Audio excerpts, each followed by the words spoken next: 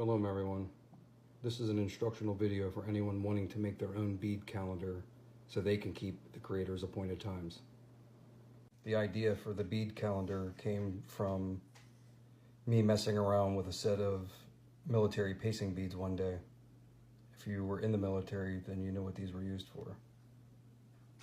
The calendar works in the same way. When you go a certain distance, or when you go to the next day, you pull one bead down. The items needed are 550 paracord, your choice of color. You'll need several colors of beads. I chose black, blue, and yellow for mine. They are 8mm beads with a 4mm hole. So don't go into that 4mm hole or it won't fit on the paracord. You also need a ruler, a needle, a lighter, a pair of scissors, and this is a pick that belongs to a nutcracker set. And I'll show you later why you need something like this. You don't have to have a pick from a nutcracker set, but you definitely need something a little sturdier than a needle. First I cut 5 strands at 10 inches long. This makes the day keepers. You take these, and whatever month and day you're on, you slide them in there and they can be loosened and tightened. But this keeps you from losing your place in time, so you can keep the creator's appointed times. Next you'll need 11 strands at 30 inches long. These are for the first 11 months. The 12th month, the strand is actually a little bit longer because of these extra beads and knots. So that strand is 40 inches long. And then the last strand, the main strand, this one is 50 inches long. This one holds everything together, goes through here that way, and comes up around. So this strand is 50 inches. And I'll put all the measurements in the video. The inner thread from each strand must be removed for this to work. But keep the threads in these 5 strands. You should have a total of about 36.5 feet of paracord to make one calendar. And this is how you make the day keepers. You take your 10-inch strand, put a knot on each end, make like a pretzel loop, take this end underneath here and pull it out through here. You end up with that, and then when you pull them tight, you have your keeper, and they can slide up and down. Make sure you burn the tips so it doesn't fray.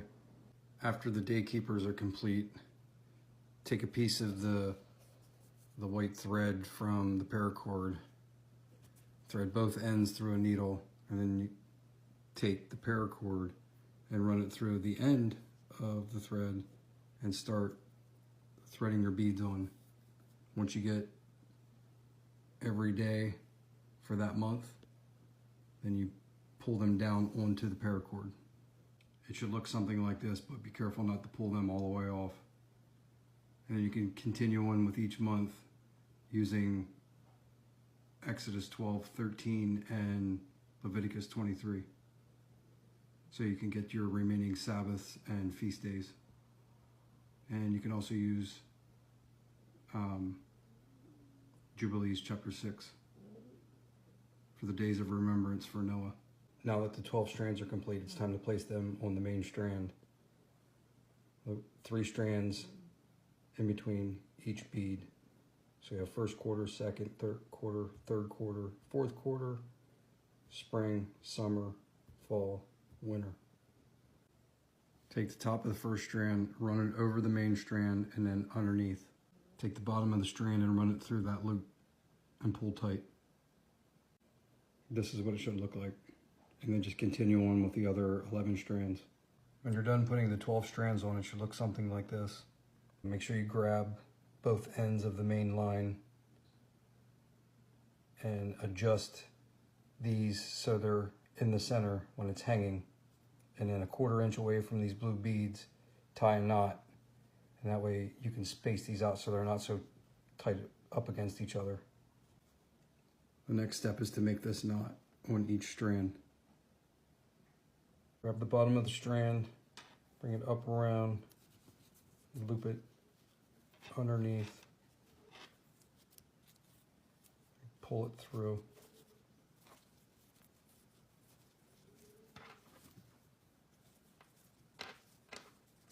And then you want that knot the whole way up here when it's finished, and then pull it tight.